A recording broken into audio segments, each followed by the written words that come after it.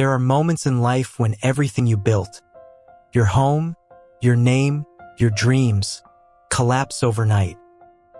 And in that silence, when you have no one left, you begin to discover the only one who never leaves, God. First, click that subscribe button and watch this story slowly. You may realize what feels like your ending might just be where God begins.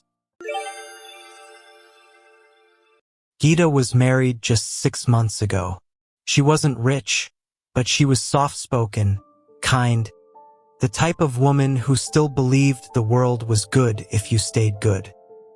Until one evening, her husband walked in with another woman. No arguments, no apologies, just a cold sentence. "I don't love you anymore." He handed her the divorce papers and walked away, like she was a chapter he had already read. She stood there, frozen, humiliated, lost. Her eyes didn't even water at first. But when she realized she couldn't go back to her parents' home, when she realized she had nowhere to go, the tears finally came. She packed a small bag, took the little money she had, and left the city that had stolen her peace. That night, she found a cheap hotel room, too tired to cry anymore. The next morning, hunger brought her out to a small soup shop. As she sat quietly eating, she noticed an old woman struggling to straighten her back while serving bowls of steaming broth. Something in Geeta moved. She got up, helped the lady carry the heavy pot, wiped a few tables and smiled shyly. The old lady, Lakshmi, looked at her with eyes full of both surprise and warmth. "You're kind," she said softly. "You remind me of my daughter." They talked for a while. When Geeta told her story, the old woman didn't give advice.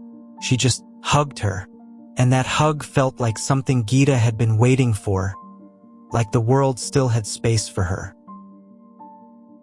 That night, the soup Lakshmi packed for her became Geeta's dinner. She whispered, "At least one good thing happened today." But as she looked around the cold room, she wondered what would happen tomorrow. Her money was almost gone. Morning came with a knock on the door. It was Lakshmi again. She smiled, holding a bag of vegetables. "Come with me," she said. "I can't pay much, but if you help me at the shop, I'll feed you 3 meals a day, and there's a small basement room. You can stay there." For the first time in days, Geeta's heart felt light. Days turned into weeks. Geeta started cooking at the shop, small meals but full of care. Her hands that once trembled in pain now moved with rhythm. And people noticed.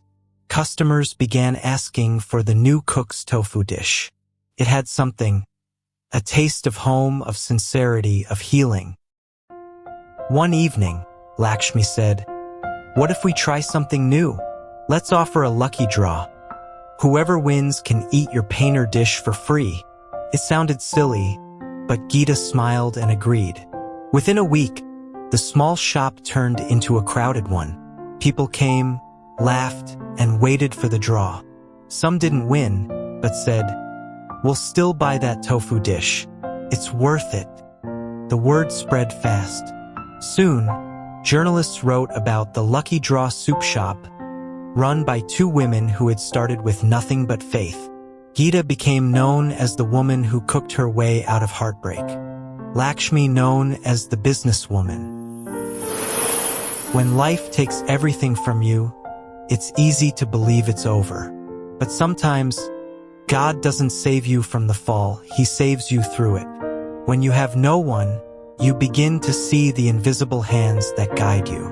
Every act of kindness you give returns, not as charity, but as destiny. Geeta lost her world and built a new one meal at a time. And that's how God works, quietly, through people, through pain, through small beginnings. So when everything around you collapses, don't say, "I have no one," because sometimes being left alone is how God gets your full attention.